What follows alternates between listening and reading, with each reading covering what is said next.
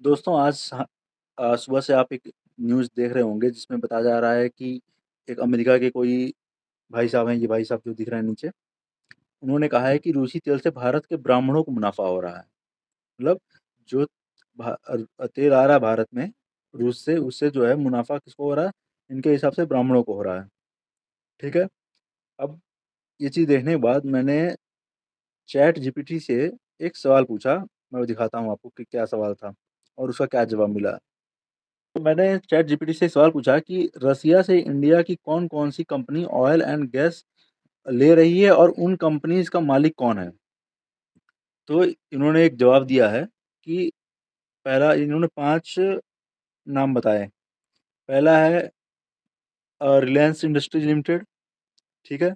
इसका ओनर मुकेश अंबानी दिखाया है। नायरा एनर्जी लिमिटेड ये प्राइवेट कंपनी है, ठीक है? इस तरीके से इन्होंने बताया है कि तीसरा है स्टेट ओन्ड रिफाइनर्स जिसमें बीपीसीएल, एचपीसीएल जो आते हैं, वो हैं। ठीक है, फिर ओएनजीसी विदेश limited, oil India, Bharat petro resources and जो भी है और गातिक शिप मैनेजमेंट जो है ये बताया गया है इसका। फिर मैंने पूछा इनसे कि इन कंपनीज़ के मालिक किस कास्ट के आते हैं? तो देखिए कितना बढ़िया इन्होंने जवाब दिया है कि रिलायंस इंडस्ट्रीज़ जो है वो मुकेश अंबानी का है। मुकेश अंबानी जो है वो गुजराती बनिया वैस कम से आता है। नायरा एनर्जी जो है वो रसिया की स्टेट ओन्ड कंपनीज़ है। ठीक है, रोज़नेफ्ट के पास है, बाकी स्टेट इसमें 49% जो है नायरा का रोज़नेफ्ट के पास है। बाकी इंडिविजुअल इंडियन इसमें भी बताया है कि individual Indian caste based owner नहीं है। Oil India Indian oil corporation, Bharat petroleum, Hindustan petroleum, Mangalore refinery इनका कोई कास्ट ओनर नहीं है क्योंकि ये पब्लिक सेक्टर कंपनीज़ हैं, जिनके share holders mainly government of India और कॉमन पब्लिक के इन्वेस्टर्स होते हैं। मतलब कोई भी हो सकता है, किसी भी कास्ट से हो सकता है वो। ओएनजीसी विदेश, oil India, Bharat petro resources ये भी स्टेट ओन्ड एंटरप्राइजेज़ हैं। ओनरशिप गवर्नमेंट के पास है इसलिए कास्ट का क्वेश्चन यहाँ भी अप्लाई नहीं होता है। गातिक शिप मैनेजमेंट ये एक प्राइवेट शिपिंग फर्म है जो शैडो फ्लीट के थ्रू रशियन ऑयल ट्रांसपोर्ट करती है।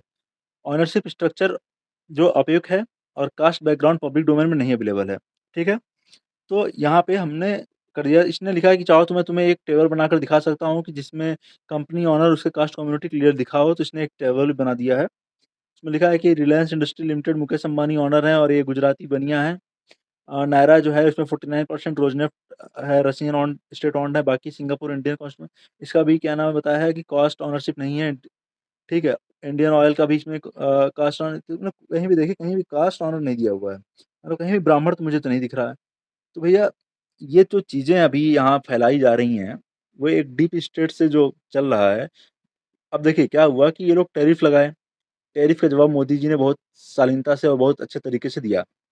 अब इनकी जल गई कि भाई इतना कुछ होने के बाद भी इंडिया कैसे इतना सुकून से रह रहा है। तो इन्होंने सोचा कि क्यों ना इंडिया को ही तोड़ा जाए और इसीलिए वो जो है ब्राह्मण हुआ या ठाकुर हुआ या मतलब कि जो है अलग-अलग जातों में बाँटने का कोशिश कर रहे हैं भैया, कि किस प्रकार जो है ये दंगा फैलाएँ और सबसे बड़ी बात है कि सोचने वाली बात है कि इसको जो है बड़े-बड़े नेता वो अपने अ, पोस्ट कर रहे हैं इसको कि क्या नाम है देखिए किस तरीके से हो रहा है। मतलब समझिएगा अब आप क्रोनोलॉजी को समझिए कि एक तरफ टैरिफ था, दूसरी तरफ वोट चोरी का था। दोनों क्या नाम है कुछ असर नहीं किया। तो अब क्या है कि ब्राह्मणों पर टारगेट किया जा रहा है, क्योंकि ब्राह्मणों को टारगेट करना बहुत आसान है। अरे मुगलों ने किया, अंग्रेज़ों ने किया, अब क्या नाम अमेरिकन कर रहे हैं। पर हमें जो है हम भारतीयों को ये सोचना होगा कि आखिर में ऐसा क्यों हो रहा है? इसीलिए आप सभी से निवेदन है कि ये देश हम सबका है, ना किसी जाति का है, ना किसी धर्म का है। हम सबका है और हम सबको मिलकर समझना होगा कि हमें किस तरीके से एक एक होके रहना है और देश के लिए जीना है। इसीलिए इन सब अफ़वाहों पे ध्यान ना दें। ये एक तरीके का जो है फूट डालने का कोशिश कर रहा है और आने वाले कुछ दिनों में कुछ बड़े-बड़े जो नेता होंगे वो भी देखिएगा कि किस तरीके से इसका फ़ायदा उठाकर और इसकी भाषा बोलना शुरू कर देंगे। इसीलिए सतर्क रहिए और एक होके रहिए। आप किसी भी जात के हों, किसी भी धर्म के हों, आप भारतीय हैं और इस पे गर्व करिए। जय हिंद, जय भारत।